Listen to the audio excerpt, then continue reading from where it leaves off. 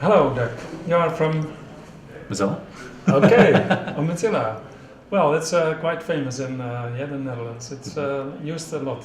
What's Mozilla Foundation doing?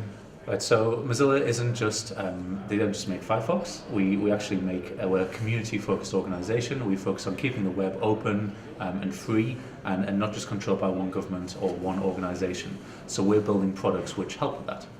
And what kind of introduction that you gave today here on the conference of the Portfolio Foundation in the Netherlands? So I was talking about open badges, which is a new infrastructure for showing showing things that you know and you can learn and all those kind of things. Things which we don't currently assess or value, those kinds of things. So soft skills, vocational skills, things which we currently find difficult to assess.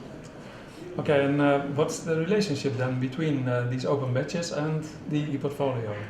Well, there's multiple ways in which you could use ePortfolios and open badges, but the most exciting way that I see is that within the open badge you've got metadata, and the metadata points to the evidence and the criteria for what the person had to do to get the badge.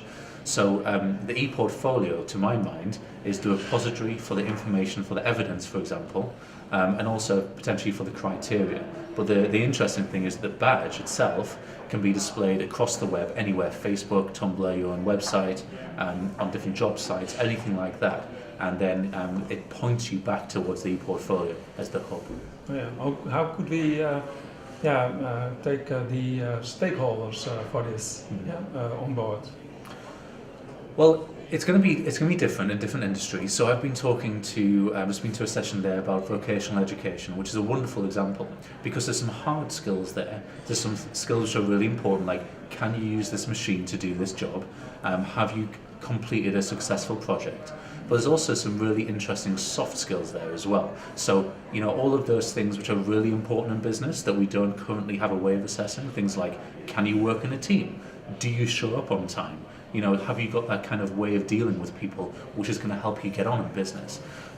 All of those things, I think, are just as important as the hard skills, but we don't currently have a way of doing things.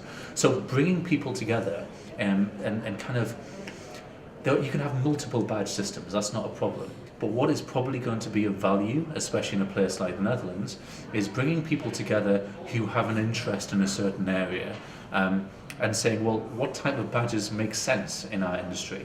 And then kind of going from there.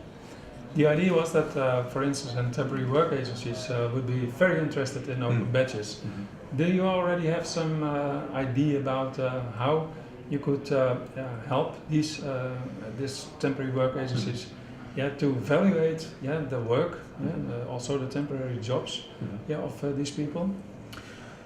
So the nature of temporary and part-time work is increasing, as we know, and the problem is, as far as I can see it, although I'm no expert in that particular field, is that people get wonderful experiences and wonderful short-term development whilst having these temporary jobs, but they've got no way of showing that. So if you're in a job for a long period of time, you get continuous professional development, you get training certificates, all that kind of stuff. But the wonderful thing about a badge is you can issue it for anything. We could issue it for this conversation, we could issue it for the camera work, we can issue it for anything at all. So the really nice thing is you can capture that learning whenever and wherever it happens, and then display it in a meaningful way. So can I earn a badge for interviewing you now? Absolutely.